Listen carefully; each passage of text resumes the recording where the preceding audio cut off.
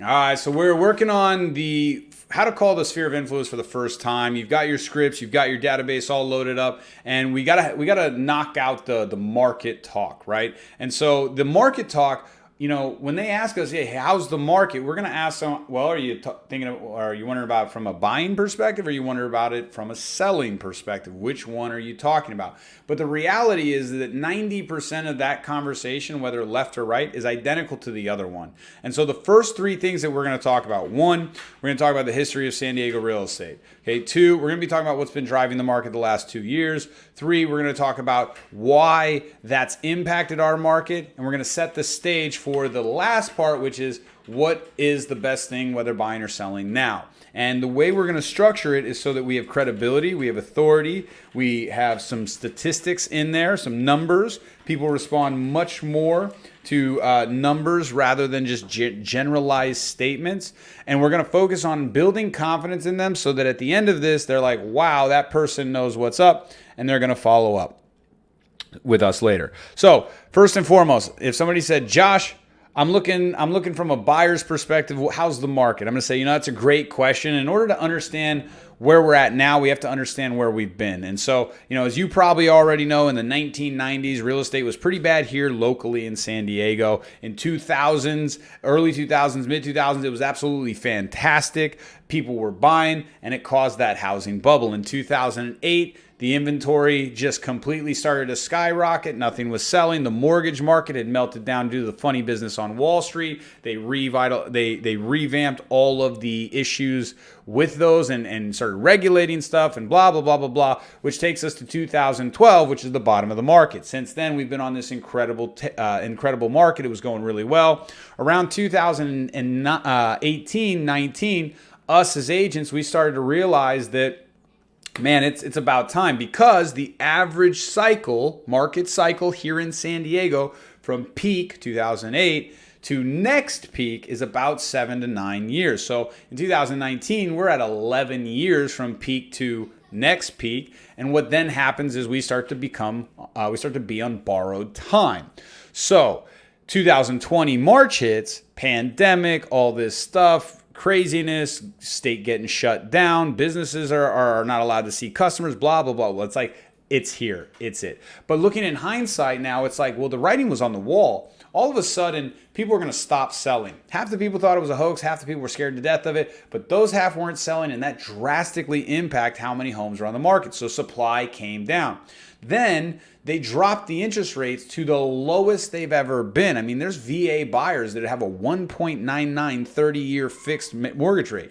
They bought where the interest rates were never lower. So when interest rates go that low, demand skyrockets. So now we've got super low inventory. We've got demand skyrocketing. And on top of that, we got kids learning from home. We got parents working from home. All of these people, they used to say, I don't want a big house because I like to go and do things. I like to go and travel. Well, now you can't travel. Now you can't go do things. You can't even go to restaurants.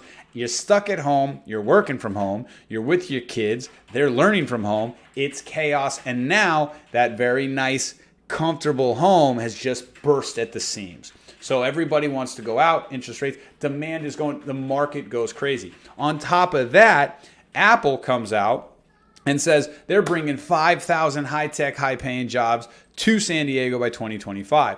Bill Gates buys property here. Microsoft comes here. Amazon comes here. I've got clients that are literally getting beat out time and time and time again. They're going after all that commercial tech space, that really cool, like modern, hip tech space. They're a startup tech company. They're doing incredibly well, but they're like, we keep getting beat out for all the coolest space. So all that stuff that happened up north in San Francisco and all that stuff, the Bay Area, it started happening here. And also biotech companies that are partnered up with Apple. We had clients that were recruited all over the country into Carlsbad. Carlsbad exploded overnight due to all the increased demand. So that just kept running for 2020. We thought 2020 was crazy. There was no way. 2021, first 3 months, skyrocketed again. And we're like, okay, 2022 is going to be pretty chill. It's not going to be too bad.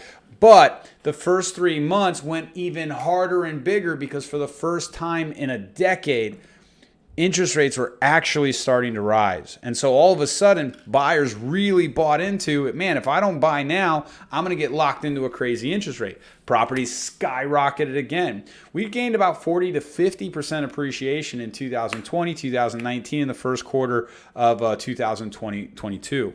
So fast forward to today. Okay, over the last 3 months, interest rates have gone from the low fives, which was really high at the time anyway, and now they're pushing into the sixes and their sevens. Some buyers, as of last week, some buyers were being quoted in the high sevens, right?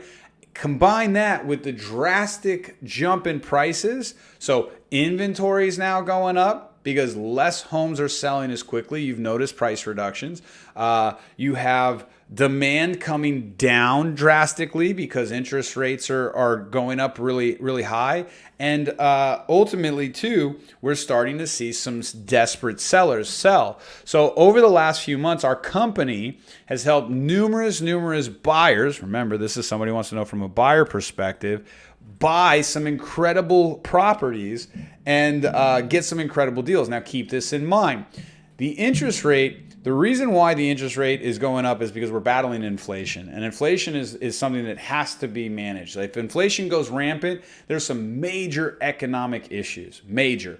So what they're doing is, and these are the same levers they've been pulling for decades in history. If inflation's going up, you increase the interest rates. That cools it down, inflation comes down. And that's how you help. That's one of the many ways that you do it. Now, what also happens is when you raise interest rates that much, that quick, the entire mortgage market, the whole refinance market just evaporates overnight. Because I've got a 2.87% interest rate on my home. Why would I refinance into a 7%? Why would I sell and go buy something that is going to be a higher interest rate, right? So you have some of these barriers now. So the refinance market is about 70%. And by the way, I'm word dumping on them, but they asked me for a very appropriate, think about what you're thinking about me. Like, that's a lot right now, but it's still just one conversation. It's a few minutes. It's 5 minutes. You could practice it 50 times and be done with it. But and by the way, it's only changed a few percent every time because the first 3 points, again, it was all the same. So I come in and I say, listen, 70% of the mortgage market is refinances. We all know what happened when the entire mortgage market melted down. So what they're planning to do is cool off inflation. And now there's a fire starting on the mortgages. So we're starting to see some smoke because the mortgage market is really suffering. So they have to bring rates down just the same way they got to bring inflation down.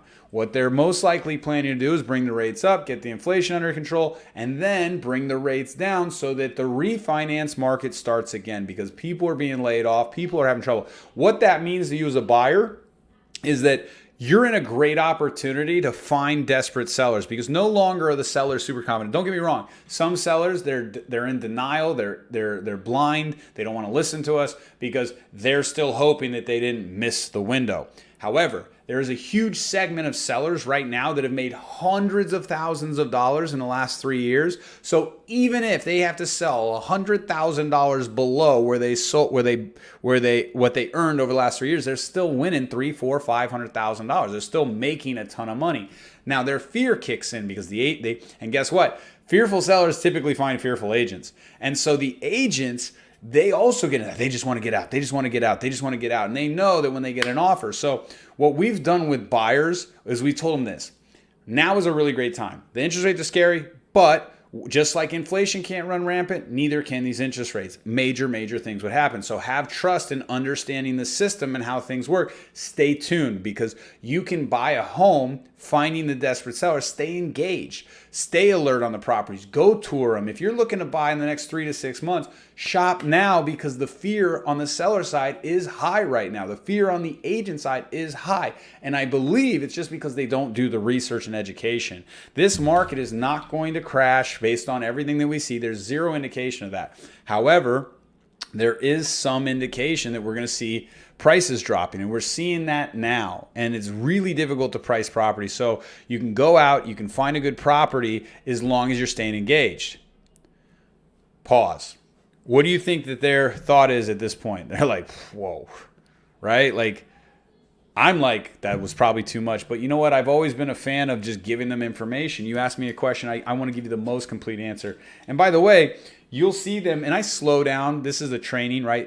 This actually takes more time because I'm like in this space and I'm letting them get in, and they might tell me about how they had a house in 2008 and they felt the pain, and I might sit in that space for a little while. But this is the flow, right? And so once I've let them know that I know the market, once I've let them know what's driving the market, and once I let them know as a buyer how to get the best deals, I'll say, hey, out of curiosity, do you have any plans to move in the future? Are you kicking that around right now? Now I've given them what they want, and now I'm just asking them simply where they are. When they say yes, no, you know, we're not thinking about it for a year. Then I'll go into, well, hey, out of curiosity, where are you guys going? Why are you going there? What's driving you? What's holding you back? Why wait a year? What if the market was 15% lower? Because that could be a reality. Would you still want to move in a year? What if you moved now, rented for a year, and then went there? Would that be an option? What if you knew that getting the most amount of money today...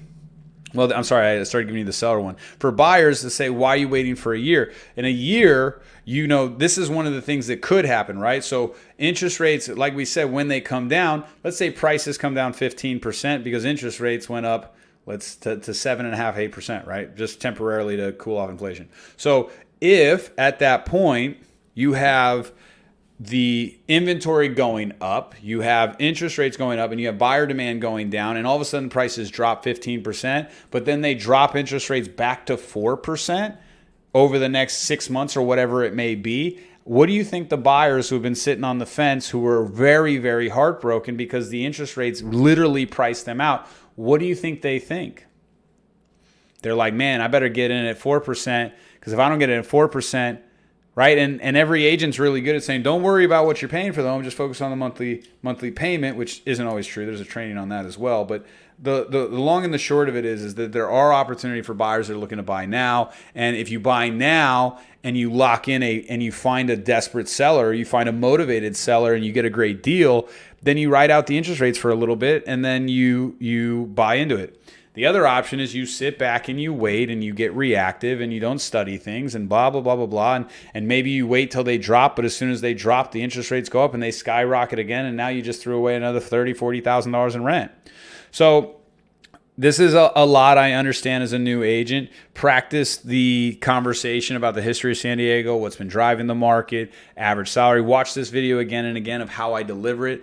By the way, my words are intentional. I'm not just freestyling this. This is my practice conversation, and the words are a little bit different how I deliver it. If it's a seller, so right now, what we're seeing is, and I get down with these. So, Microsoft is here, Apple's here, blah, blah, blah, blah, blah. Now, here's the interesting part. Selling has been a little bit more challenging because now the interest rates are really high. And some of your other neighbors, they're getting desperate. They're hiring agents that are fearful of the market. They're fearful of the market. And so what we're seeing is that some of these sellers are panicking, not knowing what's going on in the real estate market. See, I'm not calling anybody out, but I'm just saying, these other sellers, these other neighbors, they're partnering up with the wrong people and aren't giving them wrong advice, and we're seeing price reductions. You don't want that. And once I tell them that, so we're seeing these desperate sellers and these desperate agents recommend selling prices, what we've found is we've had to completely shift our marketing for our sellers. In fact, we just sold a property in 3 days over asking. Seller was super ecstatic, but we couldn't use the same strategy. 6 months ago, we could say, take it or leave it because I've got 30 other offers. Give me something better.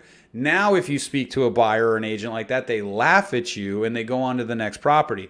And what's happening is a lot of agents right now, they're doing the market's perfect. We're not scared. We're not scared. We're not scared. Telling my seller, well, it's worth it. It's worth it. It's worth it. They're doing that strategy and everybody's like, we're not doing it until the sellers finally have to sell because their new home's ready. And now they've got to drop the price and they drop it because they're desperate. So, let's ask some questions about this, but this is your history of the San Diego. This is what's been driving the market, the average salary. And by the way, if you're not in San Diego, you can literally just plug those numbers in. Go find out what the market was like in the 90s. Go find out what it was in 2000s, 2008. Just Google what was the Orange County real estate market like in 2008.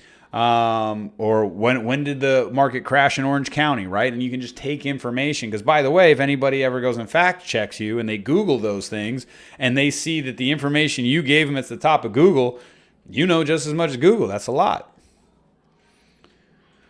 Hope this helps. Let me know if you have any questions. This is a fantastic conversation to come to our Tuesday trainings. This is what stuff we break down. And by the way, it may not be delivered perfectly, but practice will give you some better success. Come to Tuesdays meetings if you don't have any success and you want to kind of refine it and get it all plugged in. Be well.